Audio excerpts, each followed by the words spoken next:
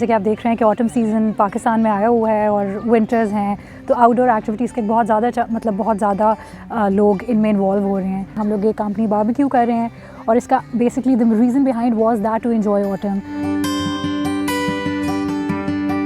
सो एक mix feelings हैं autumn और विंटर्स के हवाले से।